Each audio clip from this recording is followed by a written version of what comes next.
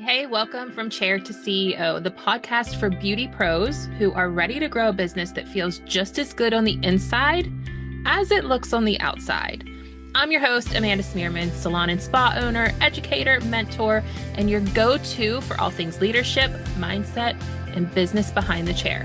Whether you're dreaming about opening your own space, building a high-performing team, or just trying to juggle life and clients without losing your mind, I'm here to help you turn that hustle into something sustainable, profitable, and aligned with who you really are. Each week, we'll dive into real talk about growing your beauty biz, leading with heart, navigating the ups and downs of entrepreneurship, and building a life that you actually love along the way. So grab your coffee or your color bowl, and let's get into it. Hey, welcome back to From Chair to CEO, the podcast for salon owners and beauty professionals ready to go from just doing hair to building empires. I'm your host, Amanda, salon owner, stylist, spa boss, and your new business bestie. If you're new here, hi friend. I'm all about giving you the tools, confidence, and behind the chair truth bombs to help you build a business you actually love showing up for. Today's episode is all about something that has truly transformed my business, and honestly, it's something that most salons are totally overlooking. We're talking about the client experience. Not just good hair, not just a pretty Instagram feed, but creating a full journey that keeps guests coming back, spending more, and telling all of their friends. We spend so much time in this industry mastering our craft. Whether it's blonding, extensions, facials, nails, that's so important too. But it's not the hair or the skin alone that keeps your clients coming back again and again. It's how they feel when they're with you. So today I'm sharing what the client experience really means.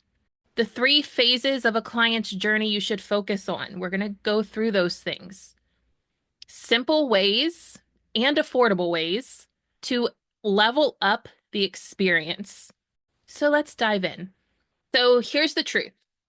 Clients expect great hair. They expect great skin. They expect great nails. They expect soft feet. That's the bare minimum. You know what actually blows their minds? Feeling like they're being seen, heard, and truly cared for in every step of the way. A couple months ago, I took a step back and I wanted to see what our new guest retention was. And I was actually very surprised. It was lower than what I had wanted it to be, what I expected it to be, and probably low compared to industry standards. So I had to go back and say, what are we doing wrong? And how can we fix this? So we implemented some of the things that I'm going to be talking about today and some of the things that I'm going to be sharing in my toolkit. And that's when things started to change. We're starting to see new guest retention rise, existing guest retention continue to rise. And I hope after listening to this that you experience the same results. Retail also increased. Referrals got stronger. And like I just shared, client retention is beginning to soar. Remember, I am a product of everything I'm sharing with you. I'm learning and growing with you. I'm just sharing what has worked for me in hopes that it works for you too. People don't just remember what you did to them. They remember how you made them feel. Remember the last time you went into a space, whether it was a restaurant, a store, another salon, or a spa, or a medical office building, a doctor's office, anywhere. How did you feel when you walked in there? Were you nervous? Were you greeted right away? Was the person greeting you kind? Did they seem annoyed? Did you know what to expect when you were going into that space? Did you know where you were going to need to go? Did you know what to do when you got there? Think about all of that. I've been very big recently over the last probably year, 2 years of being very conscious when I go into places and being conscious of how I feel, how people greet me. And it's not just their words, it's the look on their face. Are they making eye contact? Are they giving a smile? Do they look like they like their job? So I want you to start doing the same thing and keep that in mind when you are building your own client experience because it's really, really important. And I think we've all had those experiences, good and bad, in other places that make us think, oh, I would love to come back here. And oh, I'm never stepping foot in that place again. Client experience equals every single moment someone interacts with your brand, and it starts before they even sit down in your chair. So ask yourself, what does your booking process feel like? What happens when they walk through your door? How do you make them feel throughout their visit? And what is their follow-up experience? What are you doing post-visit when they are no longer in your space? I break down the client journey into phases. This is part of the system that I actually teach in my Client Experience Toolkit, but I'm going to give you a quick version right here.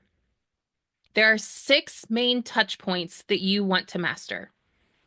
Number 1 is the pre-visit communication. This includes confirmation text, pre-visit emails, or even a simple what to expect message. You set the tone before they even walk in the door.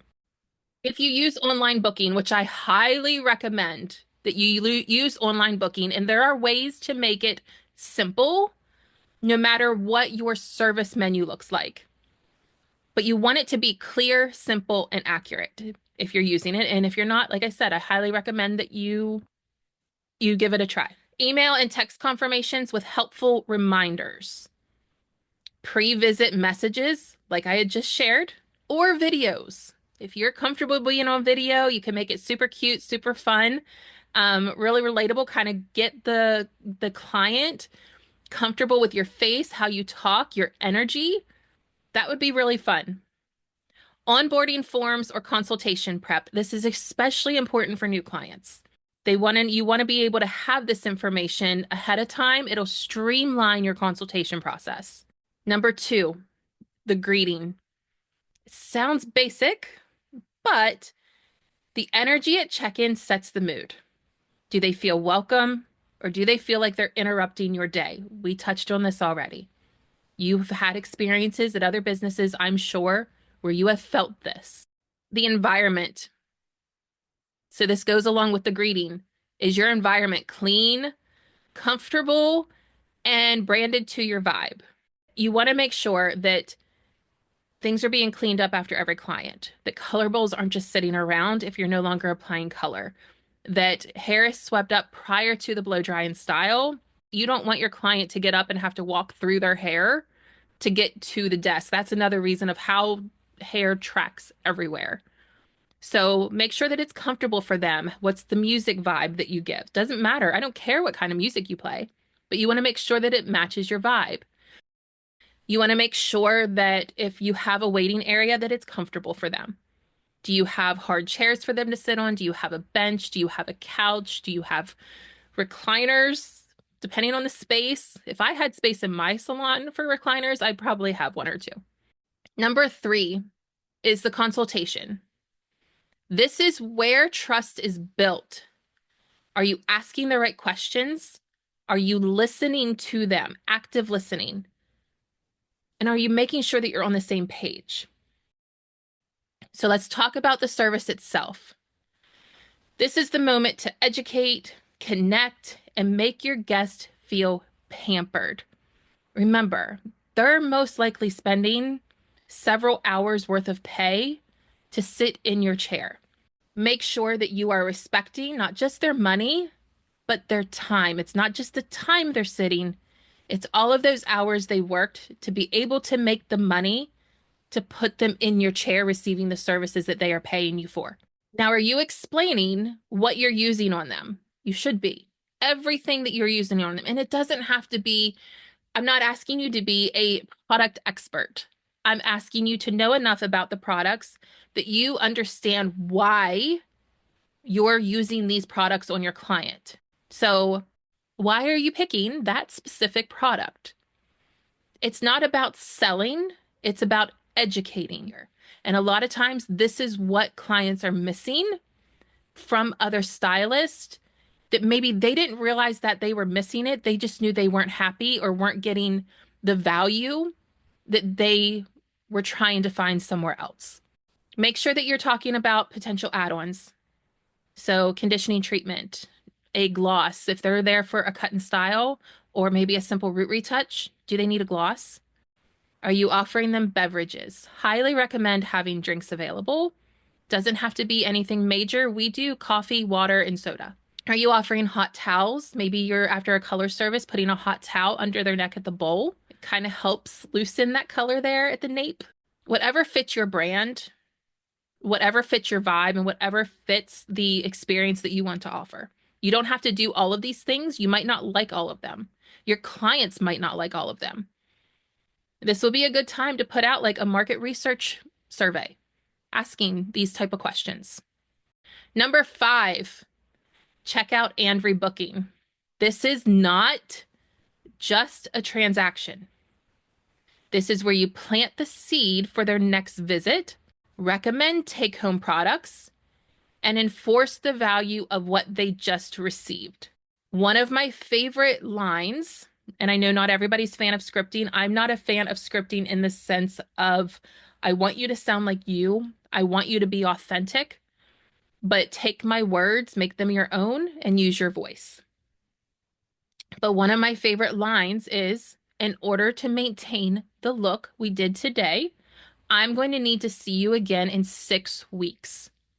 And the same goes true for recommending products. And I know there's so much negativity around offering retail. I highly recommend it.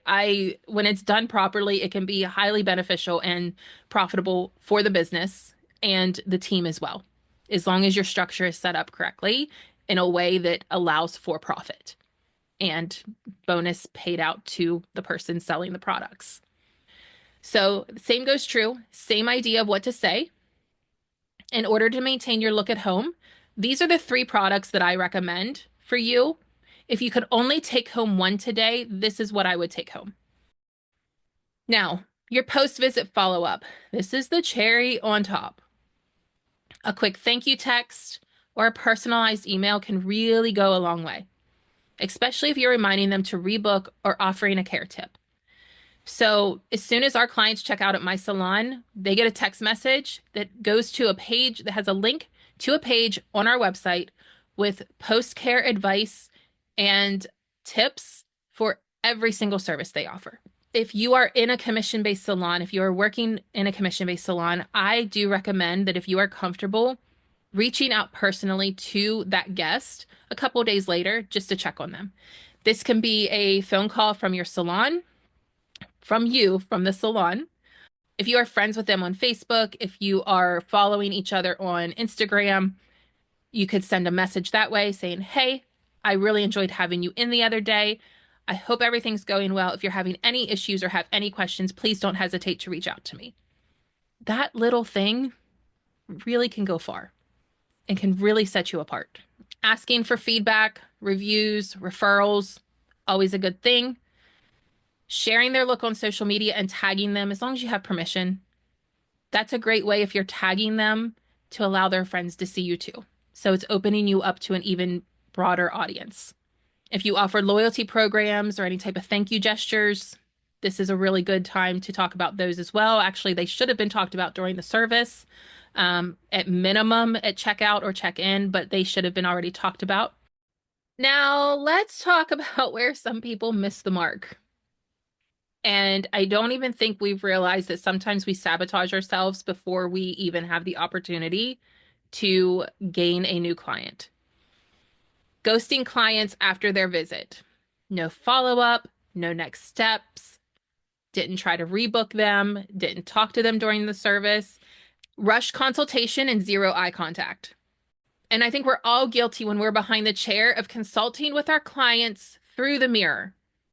The other part where we miss the mark, the dreaded, do you need anything at checkout instead of real recommendations? Are you good on shampoo and conditioner? Are you good on your heat protectant? Are you good on all of your products? Do you need anything while you're here?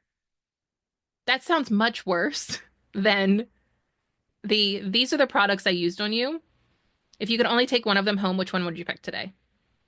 But if we want our clients to be loyal, spend more, and actually come back, we have to step it up.